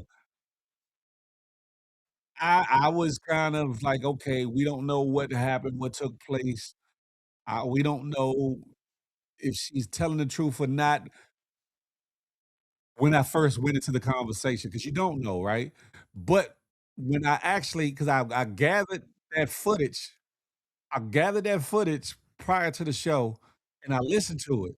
But that one slipped my mind until I actually played it here on the live, and I said, "Hold up, did he just say what I thought he said?" Y'all saw it. It slipped my I mean, not slipped my mind, but it slipped my attention until I played it on here, and I said, "Hold up, nah, Wanya, hold up, Slim, hold up. No, your Bama ass didn't just incriminate yourself like that to that ability. Now, is it a little too is it little too little? Is it too little too late? I'm getting tongue twisted. Pause. No Diddy. Is it too little too late now? Is she doing it just to get the word out there or just to gain some accountability from him or the industry or people around her? Is she working through something traumatic? Is she a little still, in a mental spot about their relationship and how it ended? Um, does she want to seek some kind of revenge, retribution, or get back towards him for actually doing what he did? And she says she feels like he took advantage of her and her age. Is there a possibility that he could be charged or no? Is there a possibility that he would be civilly liable or no? I don't know. That part I don't know. Nah, I've heard some things about Marvin. I've definitely heard some things about Marvin. Mm, I'm just saying, listen, do you think that this is gonna change your perception and perspective on Wanye Morris? And the greater question is, do you think that it will have a lasting effect on him, his career, his legacy, and everything in between when it comes to him as a solo artist, songwriter, and more importantly, as a member of Boys to Men? Final question. What should Brandy do about it, being as though she put it in her book? What do you think that Brandy Norwood should do going forward? Those are the three questions. If you could put those in any one of those or all of those in the comments, excuse me, please have at it. Please have at it.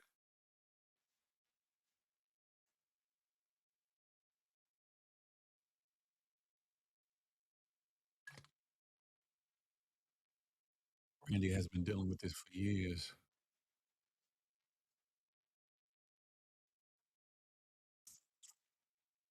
Mm. And I got a bonus question. What you think Ray J gonna say or do about any of this? What you think? Because Ray J has been very vocal about some things lately. What do y'all think her brother will say about any of this, or how does he feel about any of this? Things that make you go, "Hmm." 'Cause you're only broken hearted. Life's not over.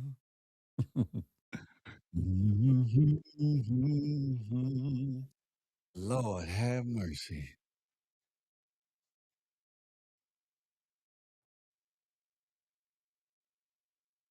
Lord have mercy. Come on, y'all, don't be afraid. Answer up. Answer up. What do y'all think this is gonna do for Wanye? Matter of fact, and what do y'all think he should do? What do you think Brandy should do, being as though she wrote it in her book?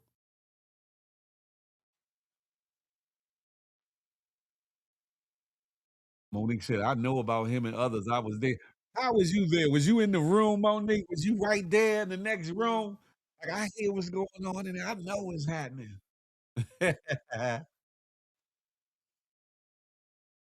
Life's not over. Thinking you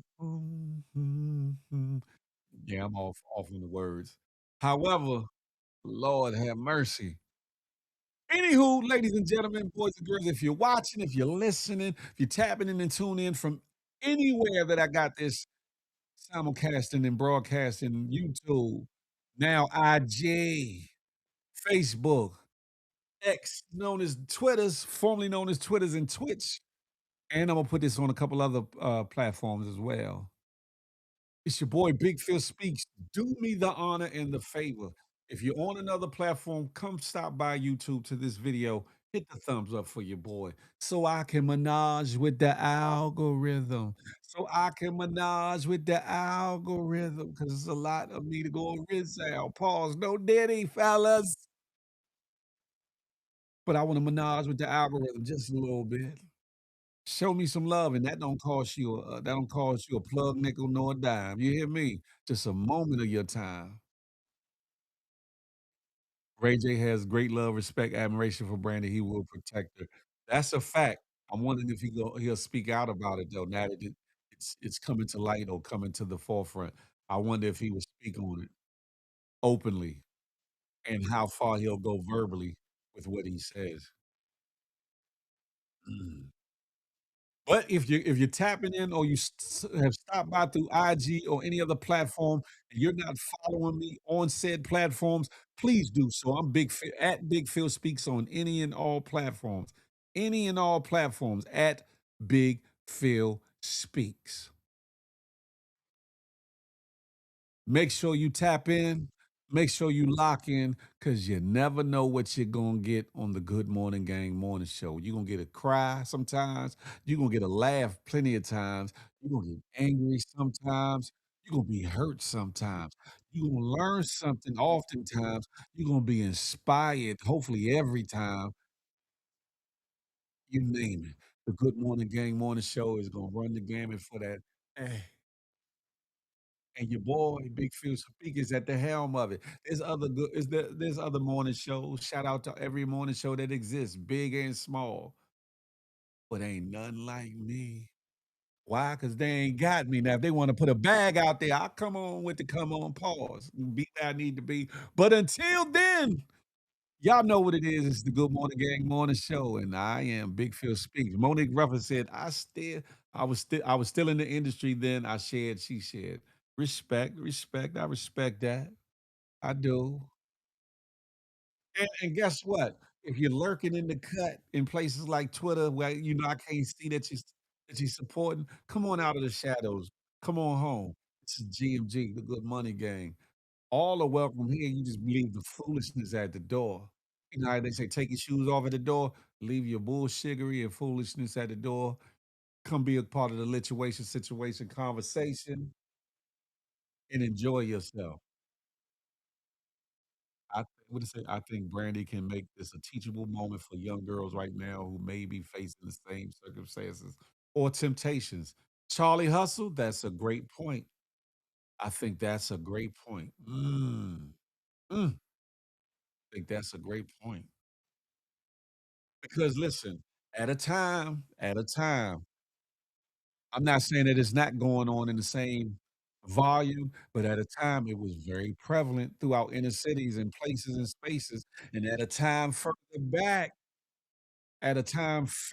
back, it was sanctioned in some places and spaces. Does it make it right? I'm not saying that. But what I'm saying is we went to a certain time. If you go back in a certain time, it was not only tolerated, but it was also encouraged. And as things changed, it was like, hold up. But then people were still doing it, especially, if you was part of a certain lifestyle and you had the wherewithal and showing things and younger folks going through things and the peer pressure of it all and the glitz and glamour that they thought that life was about would be in awed and enamored with the local street legends and hood legends and people of that light that would come around the high schools, one to conduct business, but to also pick up on the girls and young ladies. Are we in a time of atonement? Are we in a time of accountability? Are we in a time not only of exposing and telling truths, but are we in a time of reconciliation, atonement, and accountability? I'm just saying. Oh, Nelly Nail. Oh, maybe one day you'll tell your story, Nell. Maybe one day you'll give me the opportunity to interview you and you'll tell your story if you so choose, if you're comfortable. Nelly Nail has quite a story, and we came up in close proximity of each other in areas of uptown. Went to junior high school together. Um, Known each other since then. Have some mutual friends and acquaintances. Nelly Nail acquaintance. Ah! We won't talk about none of that. We won't talk about none of that. I will say this, Nelly Nail, a certain person reached out to me not too long ago out of the blue, which kind of was like, "What the hell?" But we ain't gonna talk about that. We ain't gonna talk about that. Listen, life goes on. I hope that in the triggering though, Nail, that it helps to help you release if you have not released the thoughts, the issues, the trauma, the memories, that it helps you to release so that you don't have to continuously hold that hold that weight. You know what I'm talking about, don't you, Dale? That's why you laughing. I was like, what the hell? I said, that's the devil, the devil. Still in my healing phase. I know that's right. You keep healing. You keep healing, homegirl. You keep healing. You hear me? Yes, Lord. Keep healing. Yeah. Now I said, as soon as they see me on my path for happiness and things, the devil try to rear their ugly head, and I was like, "No, no, no, no." Listen. But God is good, ladies and gentlemen. It's at that time that I give my spiel as only Big Phil can do it. Y'all know what this is, the Good Morning Gang Morning Show, and as I impart my departation, as I'm leaving out the door, I know I'm talking kinda listen, 'cause I'm laughing about what I'm thinking about what I was just saying to Nell, whatever. As you go throughout your day and the rest of your week, I hope you have a blessed one. I hope you live out your purpose. I hope that you make it, have prosperity in your week. I hope that you project positivity and do something with yourself, huh? The devil loves to seek and destroy. Hey, Hey, I ain't going. Hey, Nelly, I ain't going. You hear me? I'm not gonna I'm good. Anywho, ladies and gentlemen, as I'm smiling now, smile because you never know what it might do for somebody, including yourself. More importantly, love on somebody on purpose, with purpose.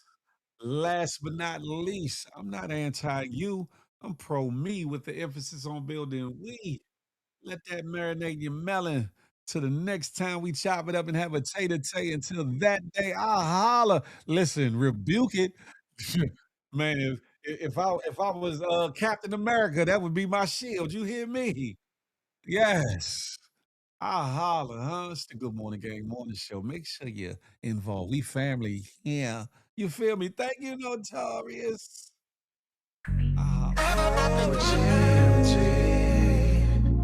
We're one big happy family. We're GMG. One big happy family. Hey, hey, thank you for tuning in. Make sure you come back again. Tell a friend, tell a friend. It's GMG and Big Phil Speech.